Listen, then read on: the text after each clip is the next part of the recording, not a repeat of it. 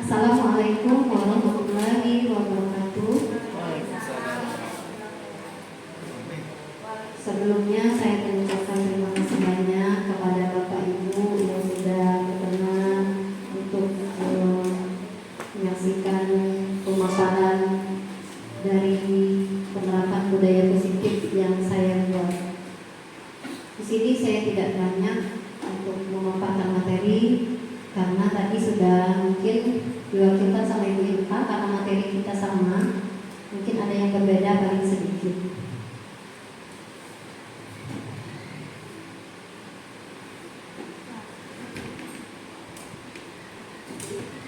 Konsep inti budaya positif.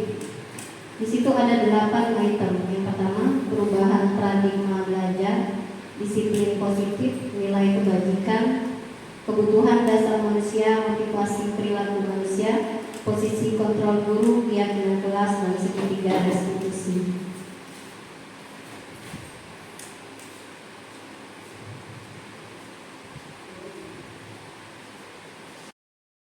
Adapun kompetensi yang diharapkan pada budaya positif yaitu untuk berkontribusi mencapai budaya positif di lingkungan SD Negeri 7 Simpang Kapis. Sebagai berikut, yang pertama, guru memahami pentingnya mengetahui kebutuhan belajar dan lingkungan yang memfasilitasi seluruh individu di sekolah agar dapat meningkatkan kompetensi secara aman dan nyaman. Yang kedua, guru harus mampu menggerakkan komunitas di sekolah untuk bersama-sama mengembangkan dan mewujudkan visi sekolah yang berpihak pada murid dan berlandaskan nilai-nilai kebajikan universal.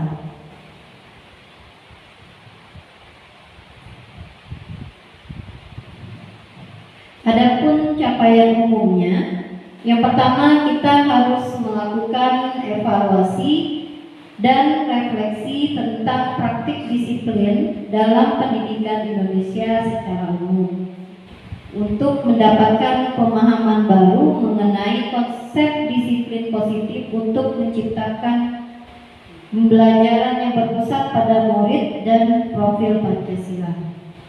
Yang kedua, kita harus menyusun langkah-langkah efektif untuk mewujudkan kolaborasi dengan seluruh pemangku kepentingan yang ada di sekolah kita, supaya terciptanya budaya positif yang dapat mengembangkan karakter pada murid.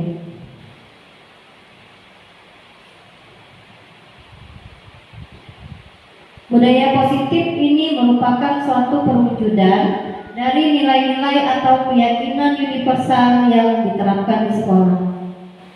Adapun budaya positif yang kita terapkan di sekolah adalah salah satu perwujudan dari sisi sekolah atau guru yang harus mengandung nilai-nilai kebajikan sesuai dengan tujuan pendidikan nasional yang dijabarkan dalam proses profil pelajar Pancasila.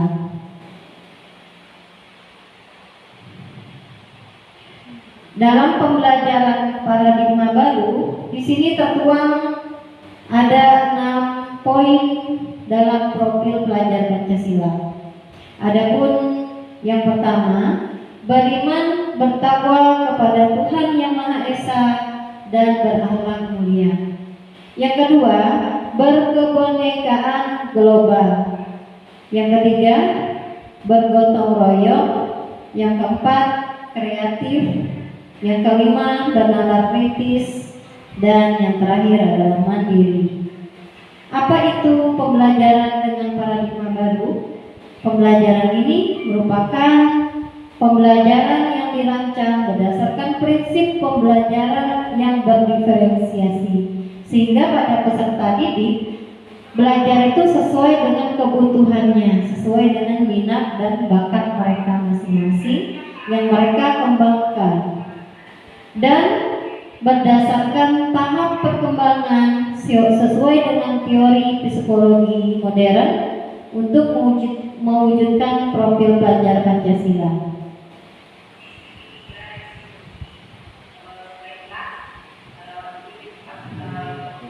Di sini kita perlu mengubah paradigma stimulus respon ke pendekatan teori kontrol. Adapun di sini stimulus respon yang pertama itu adalah realitas. Artinya, suatu kebutuhan kita itu dianggap sama. Sementara pada teori kontrol, realitas atau kebutuhan kita itu dianggap berbeda. Selanjutnya, semua orang melihat hal itu sama, itu pada teori kontrol.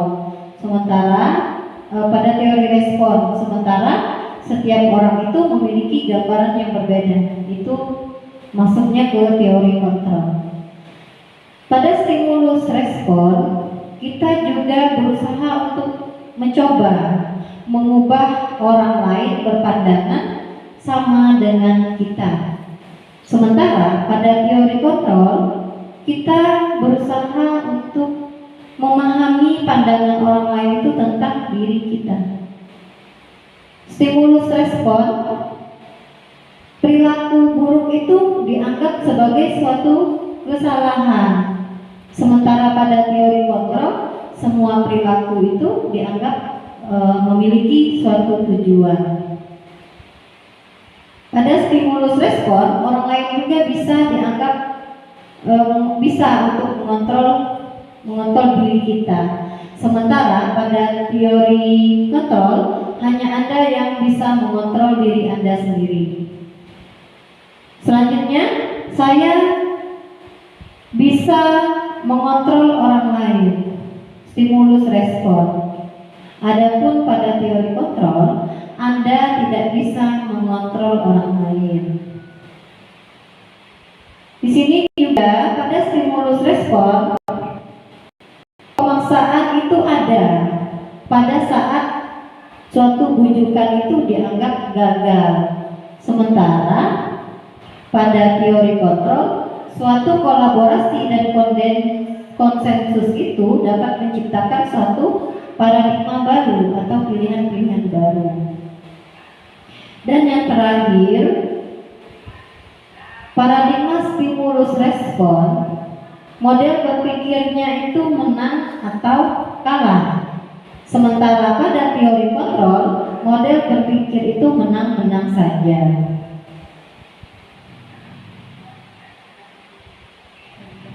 Di sini juga ada contoh nilai kebajikan institusi atau sebuah organisasi, di mana dalam organisasi itu terdapat profil pelajar Pancasila (IBO), Primary Years Program atau PYP, dan keterampilan hidup.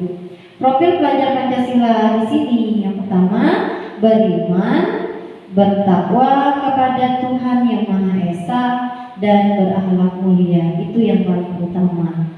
Dan mandiri, bernalar kritis, selalu bertanya, dan selalu berusaha untuk mencari suatu kebenaran terlebih dahulu. Dan yang terakhir itu berkebinekaan global serta gotong royong dan kreatif.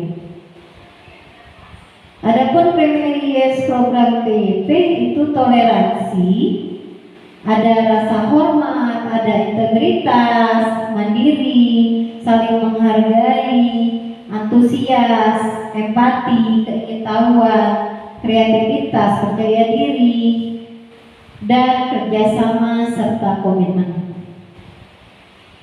Adapun yang terakhir itu adalah keterampilan hidup, di mana keterampilan hidup ini dapat dipercaya, lurus hati atau pendengar yang aktif, tidak merendahkan orang lain, serta memberikan suatu pilihan-pilihan yang terbaik dari diri kita.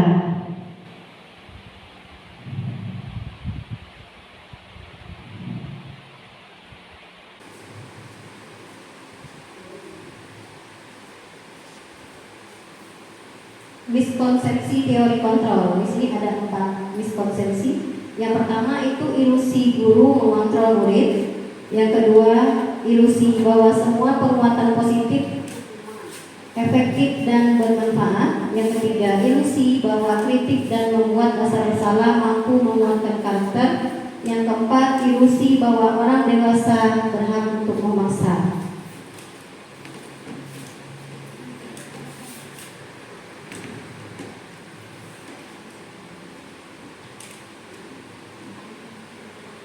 Disiplin positif, disiplin berarti dari kata disiplina yang artinya belajar. Disiplin mengacu pada disiplin diri yang memiliki tanggung jawab terhadap apa yang dilakukannya berdasarkan nilai-nilai yang diyakini. Disiplin positif merupakan salah satu penerapan disiplin yang bertujuan menumbuhkan kesadaran serta memberdayakan peserta didik tanpa imbalan, penghargaan, rewards, ancaman atau hukuman.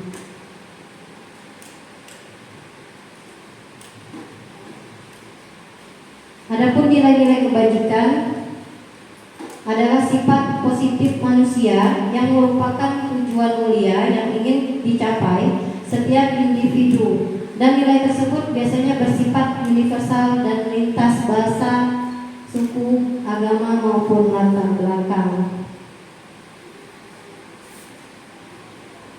Kebutuhan dasar manusia adalah segala sesuatu yang kita lakukan untuk mendapatkan apa yang kita inginkan.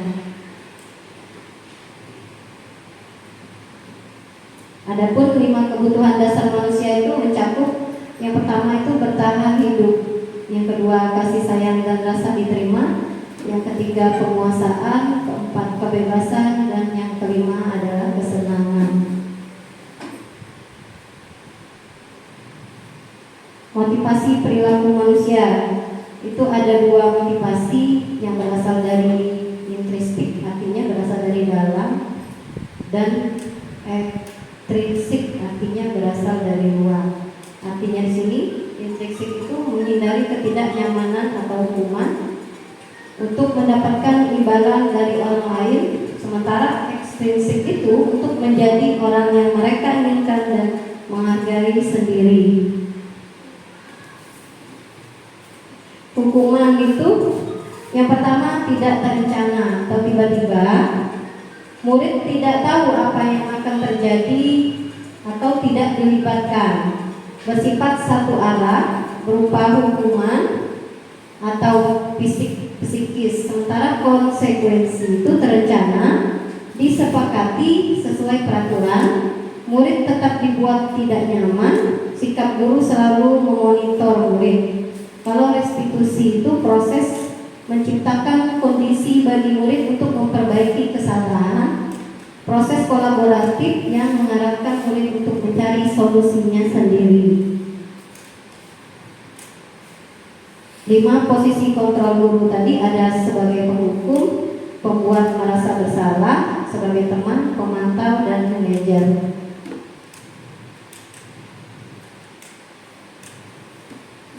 Contoh penerapan 5 posisi kontrol guru. Hormat pada bendera selama 1 jam. Nah, ini merupakan hukuman atau penghukum. Berapa kali ibu bapak harus memberitahu kamu selalu saja mengecewakan ibu. Ini pembuat merasa bersalah.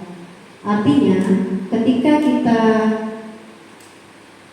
berbicara kepada murid, memberitahukan mereka bahwa sesuatu yang mereka lakukan itu salah atau mengecewakan, murid itu akan merasa bahwa dia itu benar-benar bersalah. Contoh penerapan 5 posisi kontrol sebagai teman. Itu contohnya, ayo dong ikuti aturan sekolah. Tolong bantu ibu bapak ya sekali ini. Ya sudah, tidak apa-apa, lain kali jangan sampai berbuat seperti ini lagi ya. Nah, ini sebagai contoh penerapan posisi kontrol teman. Terus kalau pemantau itu, kamu sudah melanggar peraturan sekolah, kamu tahu konsekuensinya. Setelah upacara kamu beli atributnya ke koperasi dan jangan diulangi lagi. Di sini sebagai posisi pemantau. Kalau manajer, apakah kamu tahu kesalahanmu? Kira-kira bagaimana kamu memperbaiki kesalahanmu itu? Itu sebagai posisi manajer. Keyakinan kelas. Mengapa kita harus keyakinan kelas? Mengapa tidak peraturan kelas? Karena keyakinan kelas di sini ada ketentuan untuk pembentukannya. Yang pertama, harus bersifat abstrak. Yang kedua, berupa pernyataan universal, dibuat dalam pernyataan positif, sedikit tapi mudah untuk diingat, sesuai dengan kondisi kelas, dan semua warga kelas dilibatkan. Segitiga restitusi adalah suatu proses dialog yang dijalankan oleh guru agar dapat menghasilkan murid yang mandiri dan bertanggung jawab. Adapun segitiga restitusi ini ada 3 tindakan. Yang pertama, menstabilitaskan identitas. Menstabilitaskan identitas di sini artinya kita menanya di awal tentang murid tersebut. Terus yang validasi tindakan itu kita menanya kepada siswa mengapa mereka melakukan hal tersebut, atas dasar apa, atas alasannya apa. Kalau menanyakan keyakinan, di akhirnya karena kita sudah sepakat dari tindakan siswa tadi, di awalnya kita ada kesepakatan. Jadi dari menstabilitaskan identitas, validasi tindakan, kita muncullah di akhirnya untuk menanyakan keyakinan kelas yang telah dibuat di awal. Menstabilitaskan identitas ada beberapa poin yang di sini. Yang pertama, kita bertanya dulu kepada siswa, berbuat salah itu wajar tidak ada manusia yang sempurna. Bapak Ibu juga pernah melakukan itu. Bapak Ibu tidak mau mencari siapa yang salah, dan kamu berhak merasa seperti itu. Itu kita menstabilitaskan identitas anak untuk tindakan yang pertama. Untuk validasi tindakan, kita memvalidasi anak. Kita menanyakan kepada anak tersebut alasan apa mengapa mereka harus melakukan itu.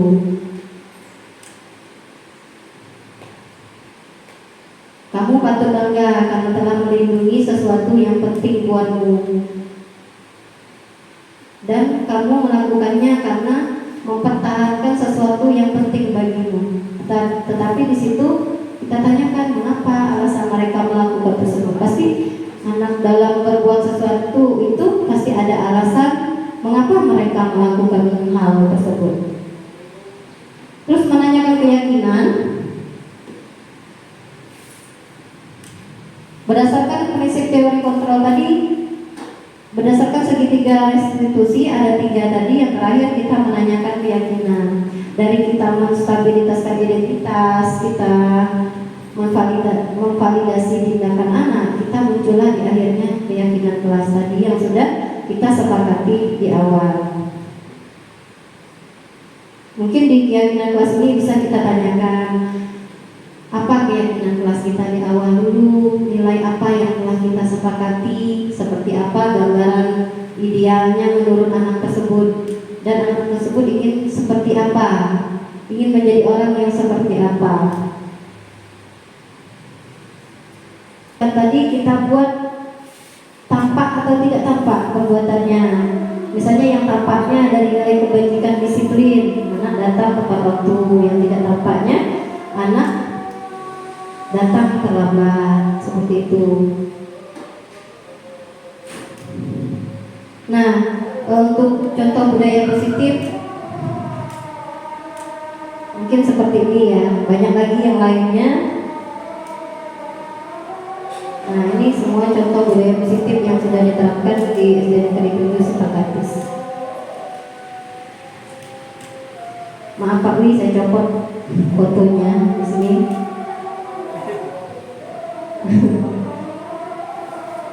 Terus ini contoh budaya positif juga.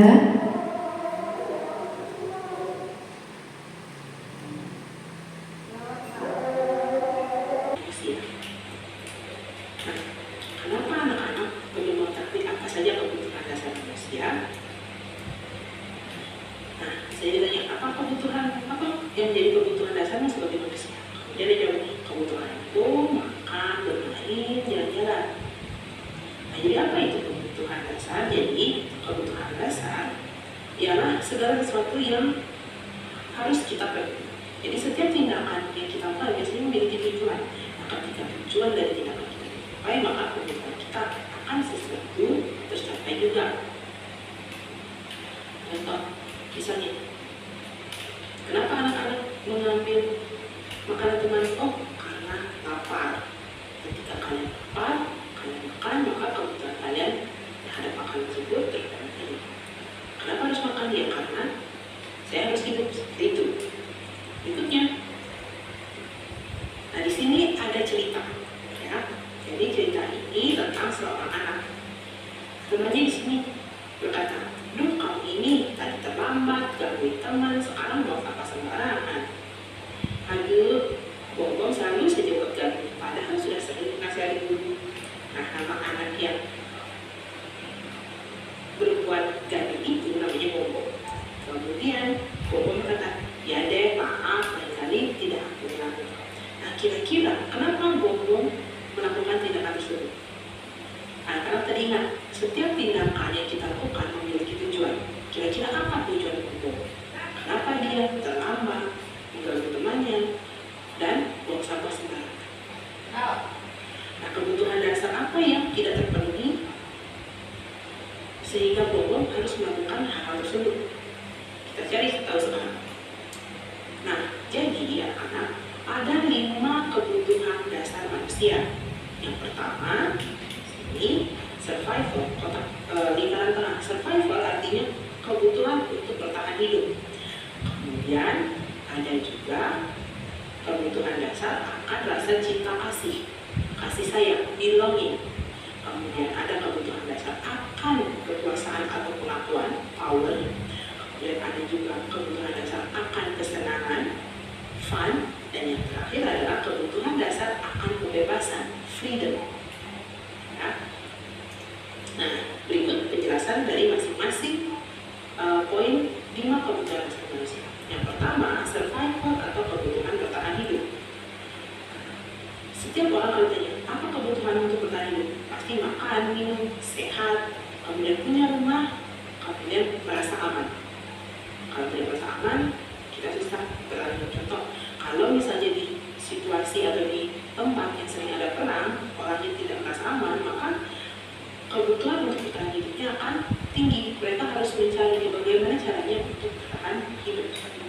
Ketika merasa nyaman, maka kebutuhan bertahan hidup itu sudah terpenuhi. Nah, contohnya di sini, jika Bongbong tadi melakukan misalnya terlambat ke sekolah, kasus yang pertama, karena dia harus membantu ibunya yang berjualan di pasar, maka kebutuhan dasar yang tidak terpenuhi dan harus dicari oleh Bongbong adalah kebutuhan bertahan hidup. Kenapa? Karena dia membantu ibunya dulu berjualan di pasar supaya dapat uang, bisa beli makanan, dan tidak kelaparan. Jadi ada tindakan atau ada penyebab dibalik tindakan Bongbong terlambat ke sekolah, seperti itu. Nah, berikutnya yang kedua adalah kebutuhan akan kasih sayang atau belonging. Artinya seperti apa? Rasa menyayangi dan disayangi, memberi dan menerima perhatian, perasaan diterima dalam lingkungan, baik itu keluarga, sekolah, maupun masyarakat, dan rasa menjadi bagian dari Bongbong. Nah, jika Bongbong melakukan kegiatan tadi, misalnya tindakannya tadi ya, tindakan terlambat, kemudian mengganggu teman, dan juga membuang sampah sembarangan untuk diperhatikan oleh temannya, dinasihati oleh gurunya, ditegur, karena tidak ada yang memperhatikan di rumah, maka kebutuhan dasar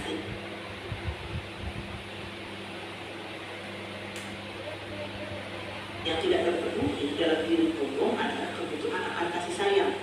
Dia berharap jika dia melakukan tindakan tersebut terlambat, mengganggu temannya, dan juga membuang sampah sembarangan, guru akan memanggil orang tuanya. Jadi orang tuanya akan lebih memperhatikan Bongbong. Bisa jadi itulah tujuan dari tindakan Bongbong yang terlambat, mengganggu temannya, dan juga membuang sampah sembarangan yang melanggar peraturan tersebut. Nah, bagaimana jika misalnya Bongbong sudah memiliki perhatian tersebut, maka kebutuhan akan kasih sayangnya sudah terpenuhi. Lalu, yang ketiga adalah kebutuhan akan kekuasaan atau pengakuan, power.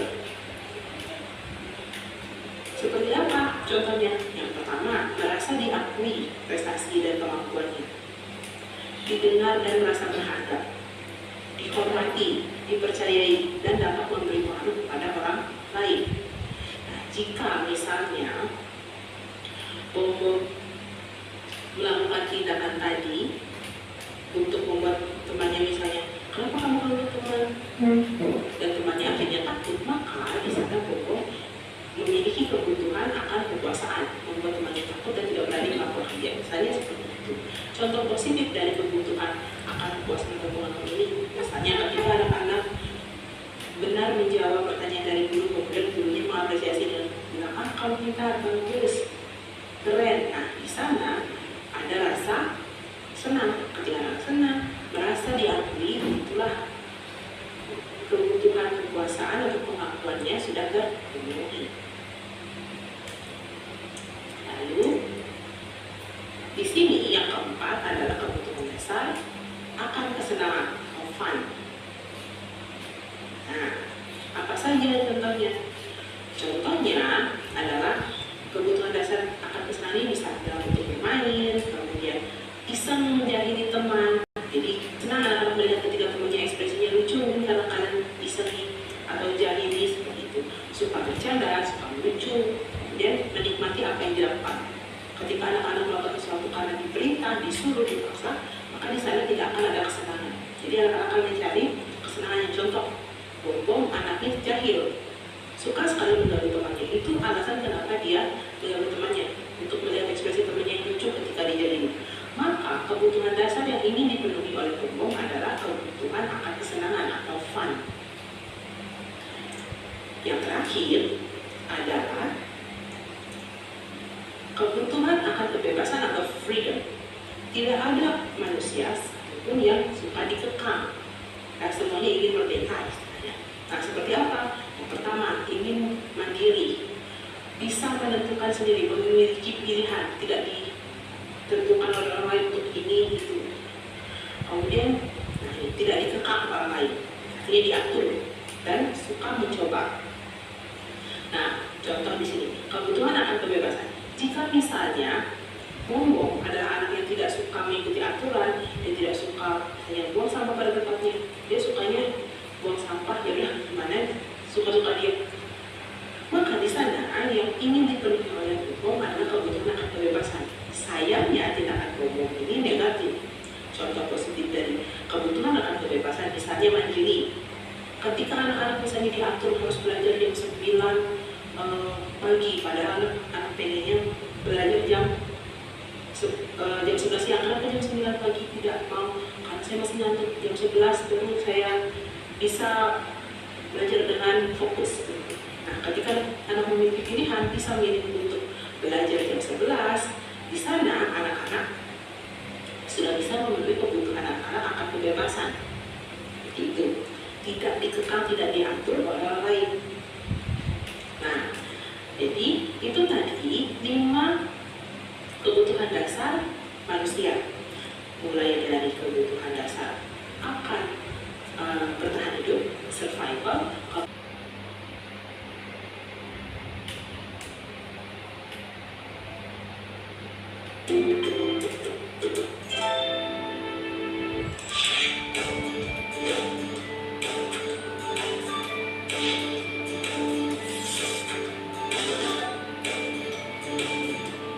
Halo, Bapak Ibu Guru, calon guru penggerak.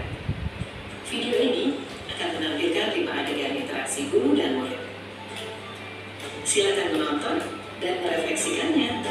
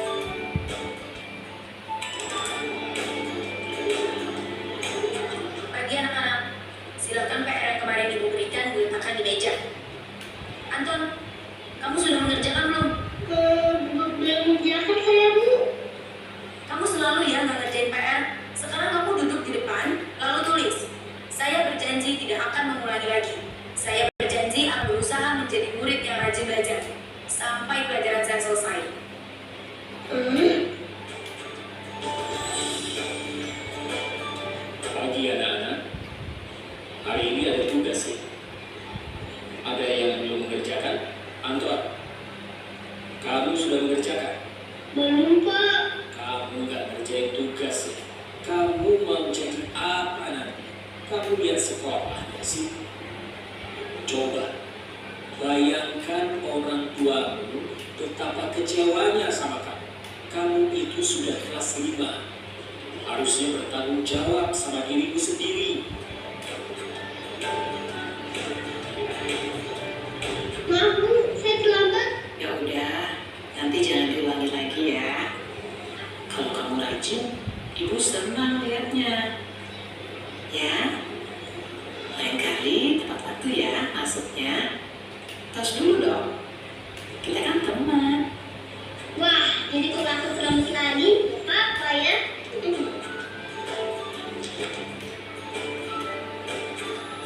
Kamu kok nggak pakai baju olahraga? Bapak catat, kamu sudah 3 kali loh nggak ikut olahraga bulan ini. Iya Pak, udah 3 kali berarti saya dapat sanksi Pak.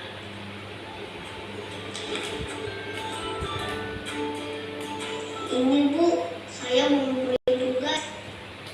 Maaf ya Bu, saya telah ngumpulin tugas. Kenapa kamu terlambat mengumpulkan tugas?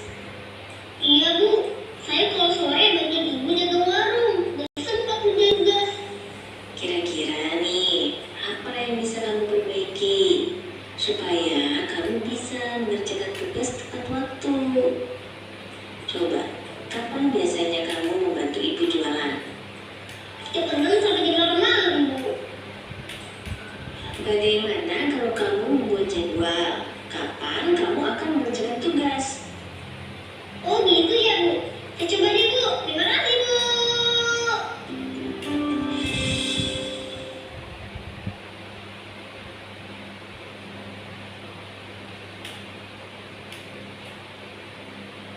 Baik anak-anak, hari ini kita akan membuat kesepakatan kelas. Tetapi sebelum membuat kesepakatan kelas, Ibu akan membagikan kepada kalian semua kertas post-it. Jadi kalian nanti tuliskan satu kesepakatan kelas di kertas post-it yang Ibu sudah bagikan.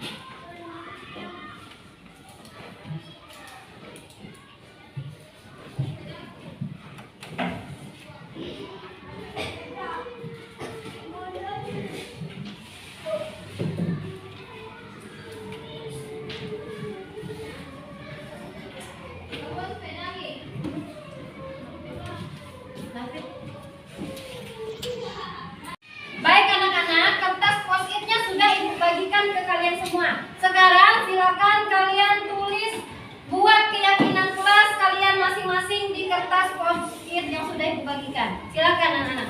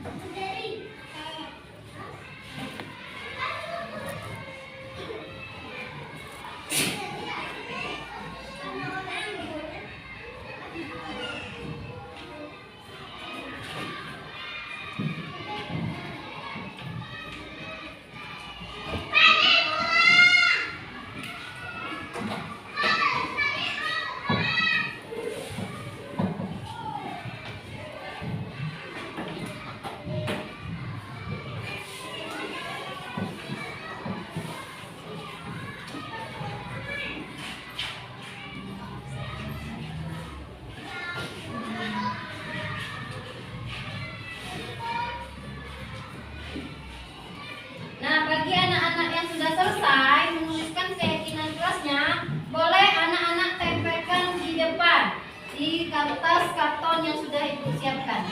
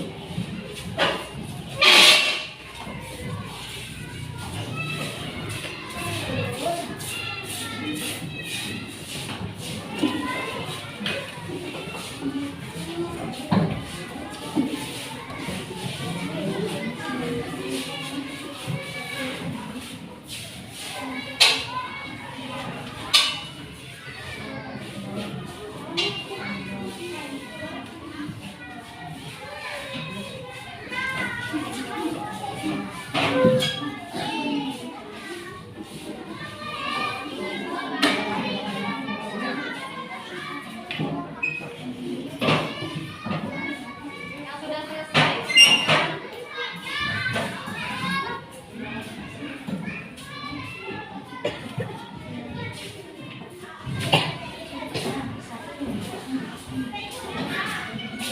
Sudah?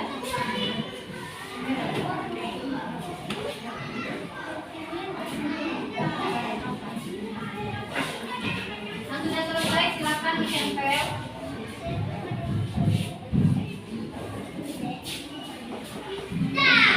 Baik, sekarang anak-anak semua sudah menuliskan keyakinan kelas di kertas post-it. Sekarang kita ice breaking dulu ya. Tepuk semangat. Semangat. Semangat. Tepuk fokus.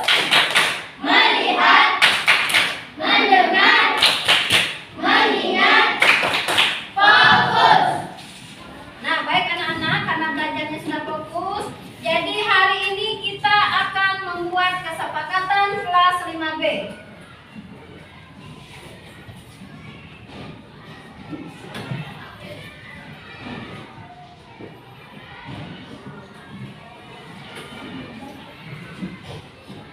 Kesepakatan yang pertama. Ya, Asraf. Tidak boleh membuang sampah sembarangan. Oke, tidak boleh membuang sampah sembarangan.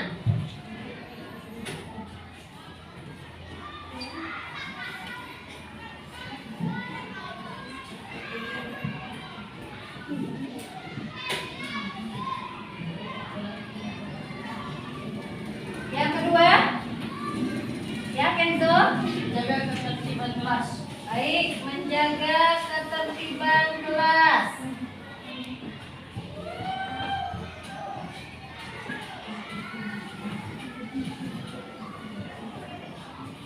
Yang lainnya, ya Maudi, tidak boleh berkelahi, ya boleh.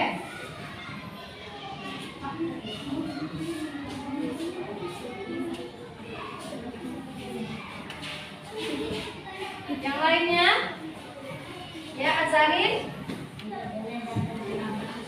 Baik, tidak boleh datang terlambat ke sekolah.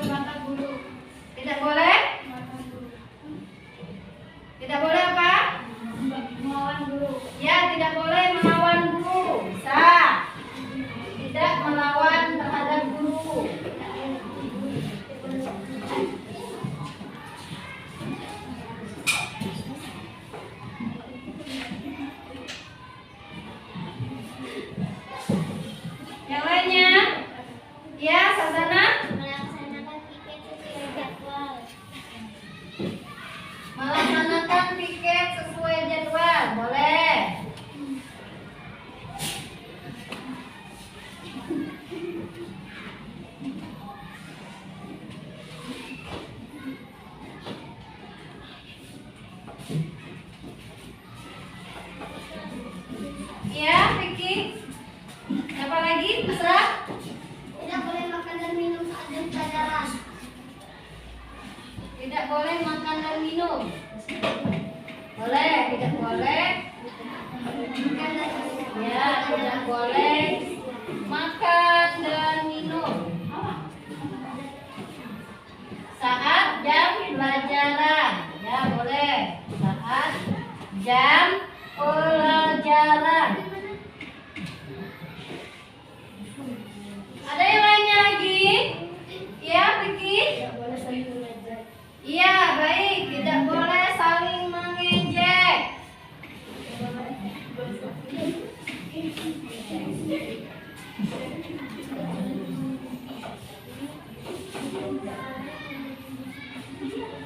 Masih ada yang lainnya? Ya, Asarin? Baik, tidak boleh keluar tanpa izin saat jam pelajaran.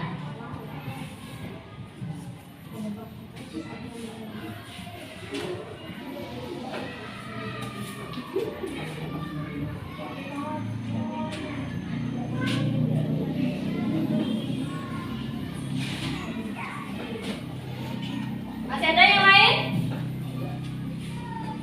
Sudah ya? Jadi ini kesepakatan kelas 5B ada 11 poin. Nah, anak-anak ibu, kesepakatan kelas ini ada poin nilai kebajikannya. Jadi setiap poin dari kesepakatan ini ada nilai kebajikan. Nilai kebajikan yang pertama, poin pertama,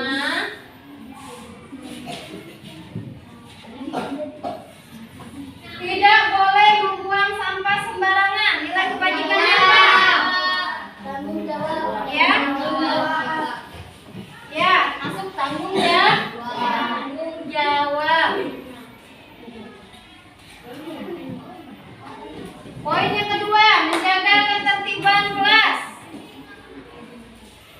Masuk poin nilai disiplin. Ya, baik. Poin yang ketiga, tidak boleh berkelahi. Saling menghargai. Baik, saling menghargai. Nilainya ya.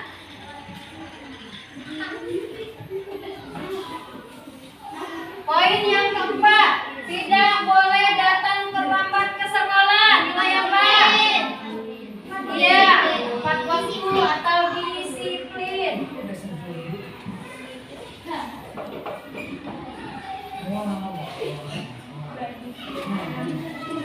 Poin yang kelima, tidak boleh ribut saat belajar. Saling menghormati. Iya, saling menghargai.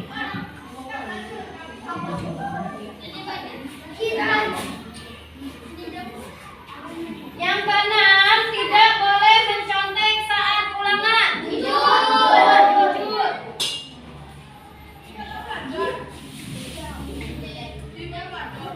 Yang ketujuh, melaksanakan piket sesuai jadwal.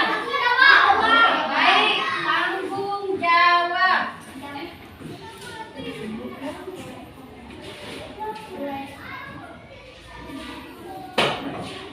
Yang kedelapan, melaksanakan piket sesuai jadwal. Iya, masuk tanggung jawab.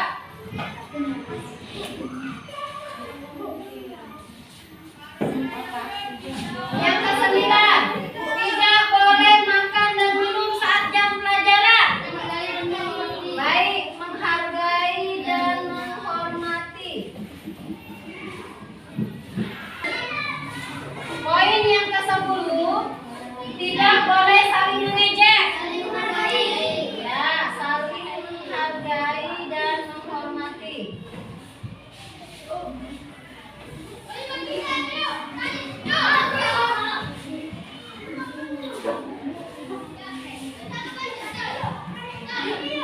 Poin ke-11, tidak boleh keluar tanpa izin saat jam pelajaran.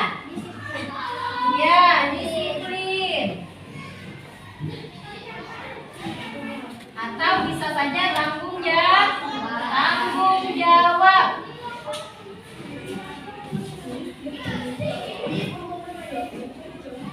Nah, anak-anak ibu, jadi kita sudah nilai kebajikan. Adapun nilai kebajikan di sini ada yang pertama itu tanggung jawab, disiplin, saling menghargai, disiplin ya, disiplin tepat waktu, saling menghargai, jujur, tanggung jawab, saling menghargai, dan disiplin yang tanggung jawab. Baik, poin yang pertama kita ambil tanggung jawab. Poin yang kedua kita ambil disiplin. Poin yang ketiga saling menghargai.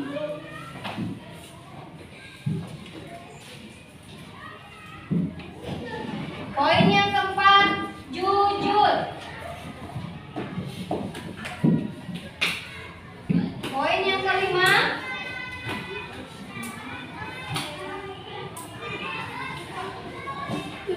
udah, berarti 4 poin nilainya di sini ya. Nah, jadi di sini ada 4 poin nilai kebajikan, tanggung jawab, disiplin, saling menghargai, dan jujur. Nah, anak-anak ibu, dari nilai kebajikan tanggung jawab ini kita bisa buat perbuatan yang tampak atau tidak tampaknya.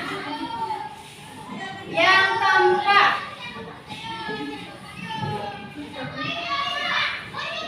tidak tampak. Tanggung jawab yang tampaknya apa? Perbuatan yang tampaknya apa? Tanggung jawab mengerjakan tugas tepat waktu. Itu yang tampaknya ya, mengerjakan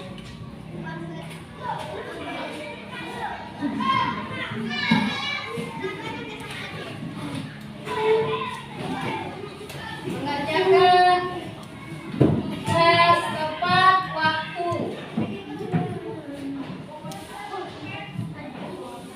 Yang tidak tampaknya berarti tidak mengerjakan tugas.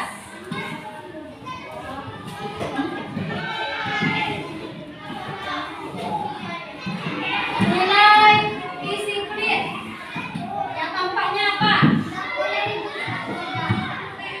Nilai disiplin yang lainnya ada nggak? Tidak. Ya, tidak terlambat datang ke sekolah. Itu yang tampaknya ya.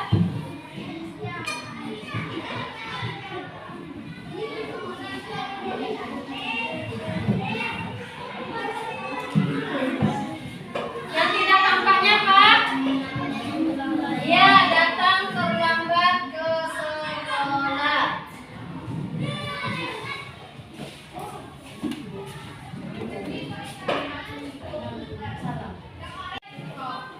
Baik, untuk nilai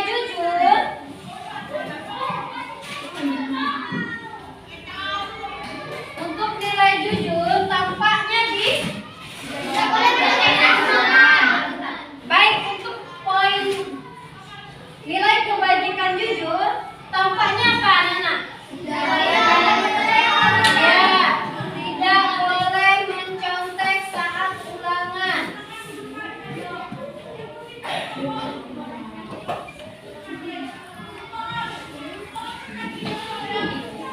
Ya, tidak tampaknya apa? Baik, mencontek saat ulangan.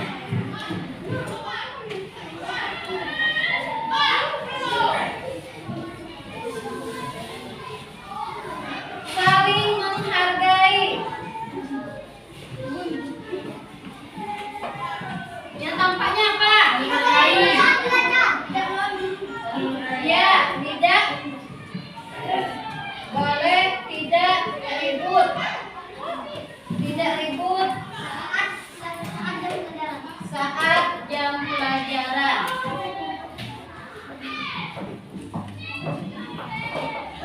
Yang tidak tampaknya apa? Ribut. Ya, ribut saat jam pelajaran.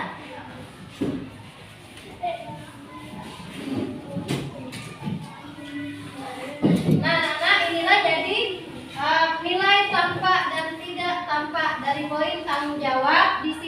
saling menghargai dan jujur. Baik anak-anak, terima kasih untuk kesepakatan kelas kita. Jadi kita sepakat kesepakatan kelas 5B dan nilai. Baik anak-anak, inilah kesepakatan kelas 5B yang telah kita buat pada hari ini. Jadi bagaimana anak-anak? Apakah anak-anak sepakat? Oke, kalau anak-anak sepakat, baik untuk pembelajaran keyakinan kelas hari ini, Ibu nanti baca diktar. Terima kasih anak-anak Ibu semua. Lompet kita bagi pet. Lompet, kurang baca di sambung pet. Baik anak-anak, inilah kesepakatan kelas 5B yang telah kita buat hari ini. Bagaimana jadi anak-anak semuanya sepakat? Kalau sepakat, terima kasih anak-anak Ibu semua.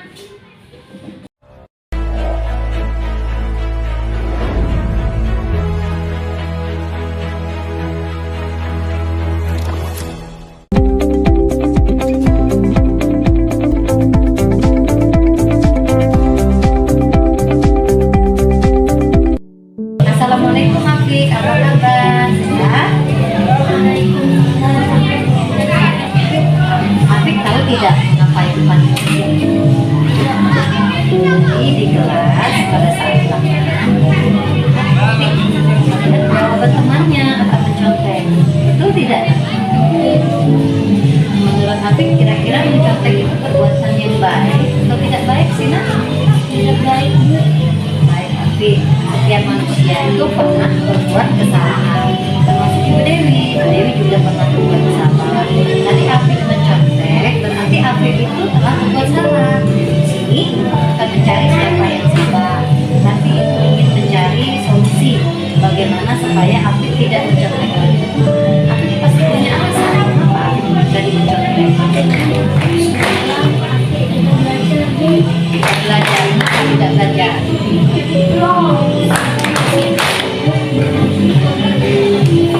Ya, karena semalam tidak belajar, akhirnya tidak bisa mengerjakan soal tadi. Betul tidak? Afif masih ingat dengan keyakinan kelas kita di awal dulu? Apa keyakinan kelas kita? Ya, jujur dalam bertindak. Afif yakin bahwa jujur dalam bertindak itu sangat penting dalam diri kita. Baik, sekarang Afif sudah tahu apa yang harus Afif lakukan? Belajar, ajar semuanya. Ya, baik. Kapan Afif harus memulai itu? Baik,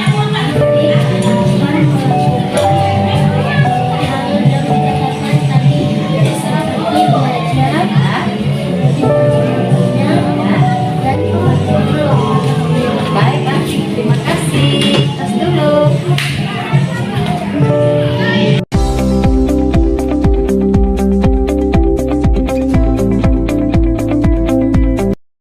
Assalamualaikum Sazana, apa kabar? Sehat?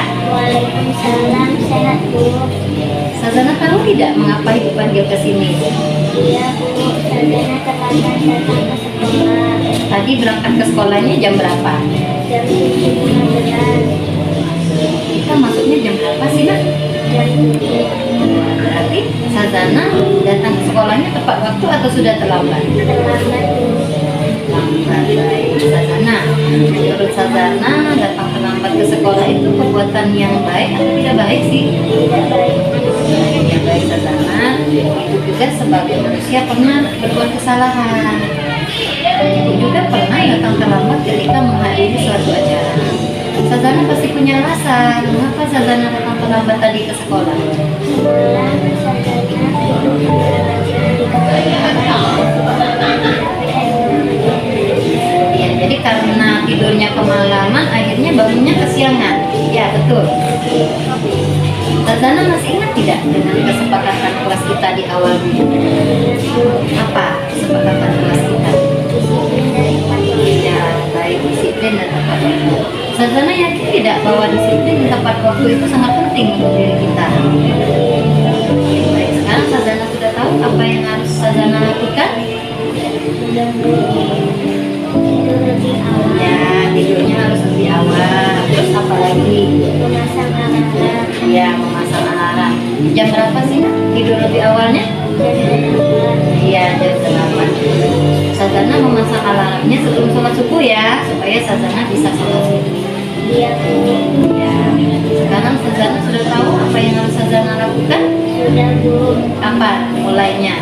Mulai hari ini Bu. Baik. Mulai hari ini Sazana melakukan perubahan yang lebih baik dan menjadi anak yang disiplin dan tepat waktu. Terima kasih Sazana. Tos dulu. Assalamualaikum, saya Apik. Saya senang sekali melakukan praktik segitiga restitusi dan saya diajari mencari solusi dan mencari masalah saya sendiri. Terima kasih. Sazana, saya senang sekali diajak Bu Dewi untuk memahami masalah dan mencari solusi. Terima kasih. Wassalamualaikum warahmatullahi wabarakatuh. Baik, terima kasih Bapak Ibu. Mungkin paparan dari saya, maaf kurang lebih kalau materinya belum sempurna karena kita masih baru tahap belajar. Terima kasih Bapak Ibu. Mungkin ada tanggapan atau pertanyaan, boleh yang kurang jelas. Terima kasih banyak Bapak Ibu. Saya tutup. Mungkin tidak ada pertanyaan. Wabillahi taufiq wal hidayah. Wassalamualaikum warahmatullahi wabarakatuh.